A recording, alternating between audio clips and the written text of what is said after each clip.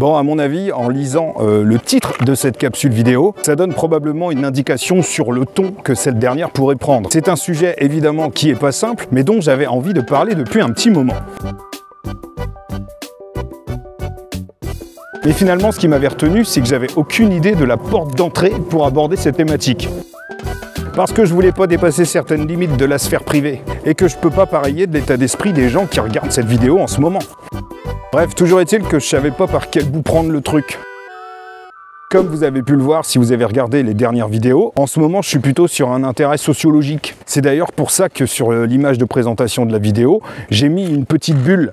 Comme ça, si à l'avenir vous tombez sur des vidéos où il y a cette petite étiquette et que finalement ce type de propos ne vous intéresse pas, bah comme ça vous pourrez zapper direct. Mais du coup, avec ce sujet, je me heurte à un autre problème, c'est que si je l'aborde d'un point de vue sociologique, automatiquement ça peut donner une impression d'approche froide des choses, comme si je réduisais le phénomène à l'état de choses dont on reste indifférent, comme si en réifiant le suicide, je venais balayer d'un revers de la main les situations individuelles, les parcours de vie, les difficultés, les souffrances des personnes concernées et de leurs proches.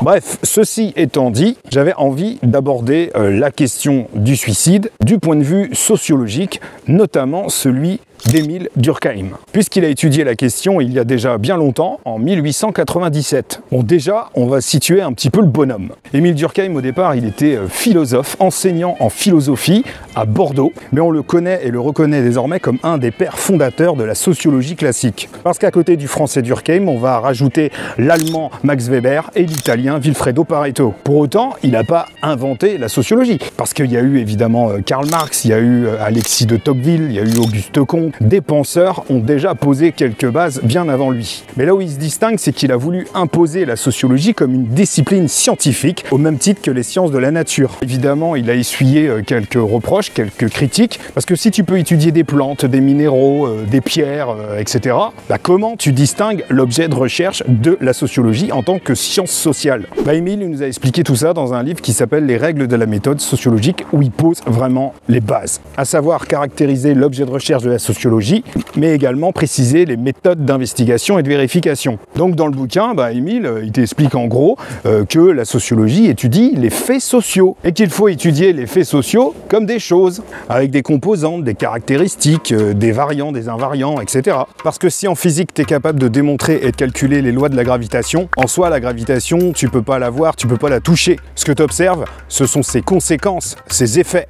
Pour les faits sociaux, c'est pareil. Un fait social, c'est en gros quelque chose qui nous dépasse, qui existait là avant nous, qui existera là après nous. C'est toute manière de faire, de penser, d'agir, qui a un pouvoir coercitif sur les individus, qui exerce une contrainte. Par exemple, la famille, c'est un fait social, la parenté, la religion. Et en fait, il s'agit d'identifier ce qui relève du normal et du pathologique.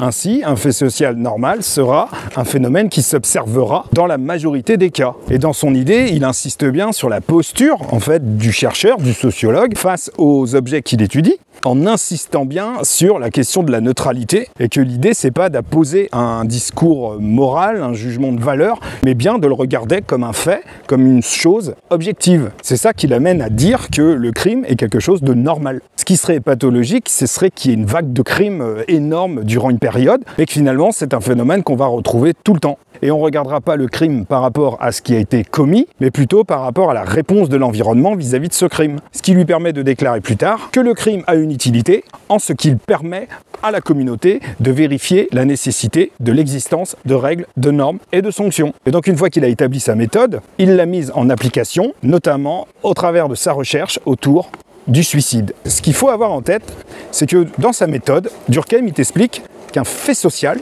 ne s'expliquera que par un fait social. En gros, un effet, une causalité. S'il y a plusieurs causalités pour un même effet, ça veut dire que c'est pas le même effet.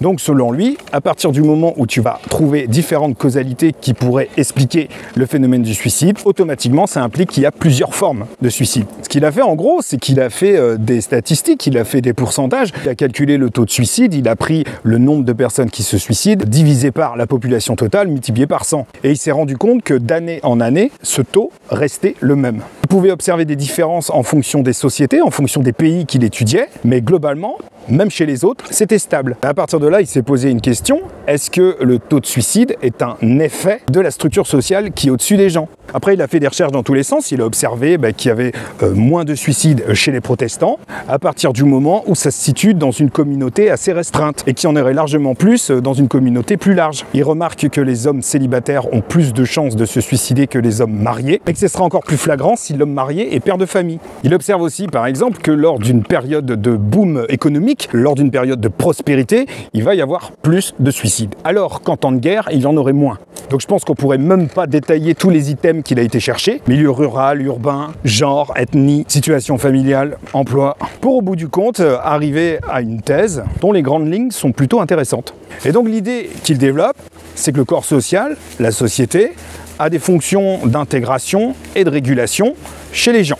Intégration dans le sens où, avec l'apprentissage des normes, des valeurs, la socialisation, etc., tu fais partie d'un corps social, tu fais partie d'un groupe. Donc ça te permet de te sentir reconnu, d'avoir une place, un statut, te sentir sécurisé, etc., etc.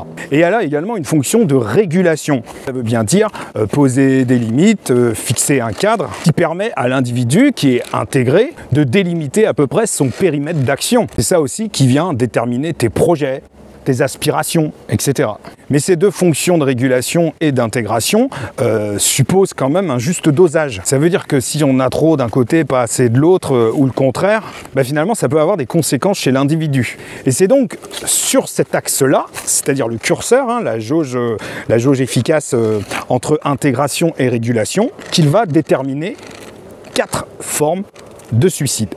Si par exemple il y a trop d'intégration, c'est-à-dire que si la personne n'a même plus de recul par rapport aux valeurs portées par le collectif, en gros si les ambitions individuelles sont complètement confondues avec le collectif, on arrivera sur ce qu'il appelle un suicide altruiste. C'est ce qu'on va retrouver par exemple dans le cadre d'un suicide collectif dans une secte, ou une personne qui préfère mettre un terme à sa vie parce qu'elle veut faire en sorte d'éviter que sa famille souffre. Mais si par exemple il n'y a pas assez d'intégration, on arrivera sur ce qu'il nomme un suicide égoïste. C'est-à-dire que dans ce cas de figure, l'individu n'est pas suffisamment rattaché aux autres. En gros, il se sent exclu. Donc, excès ou défaut d'intégration peuvent amener la même conséquence. Et c'est valable également du côté de la régulation. Un excès de régulation qui impliquerait que la personne étouffe totalement, elle est totalement sous contrôle, pas moyen de se réaliser par elle-même, on serait dans ce qu'il nomme un suicide fataliste. Et lorsqu'il n'y aurait pas assez ou pas du tout de régulation, c'est-à-dire une absence de normes, on serait, selon lui, dans le suicide anomique. Bref, altruiste, égoïste, fataliste, anomique, 4 formes que pourrait prendre le suicide d'un individu en lien direct avec son environnement autour. Un environnement qui est censé borner, fixer des repères. Et donc une fois que j'ai dit ça, je ne vais pas m'aventurer dans des liens que je pourrais faire par rapport aux personnes TSA, puisque de toute façon, c'est profondément individuel. C'est un vrai sujet. Quelques recherches d'ailleurs se sont penchées sur la question. Je crois qu'on est dans un truc où il y a 5 à 7 fois plus de suicides chez la population autiste par rapport à la population en général. Sans parler des idées suicidaires. Parce que beaucoup plus de chances de développer des comorbidités psychiatriques, des syndromes dépressifs, parce que beaucoup plus en risque de vivre des situations compliquées, des phénomènes de harcèlement, des agressions, parce qu'il y a fort à parier également qu'à l'intérieur tu puisses te ressentir comme un poids, comme un fardeau pour ton entourage. Mais je pense que chacun peut de son côté penser à ces questions d'intégration et de régulation, en défaut ou en excès, sans se dire que ça va solutionner quoi que ce soit, mais ça a le mérite d'apporter une hypothèse de compréhension assez pertinente. Bref, c'était la seule façon que j'ai trouvée pour traiter ce sujet. Je pense que de toute façon, j'aurais pas pu l'aborder autrement.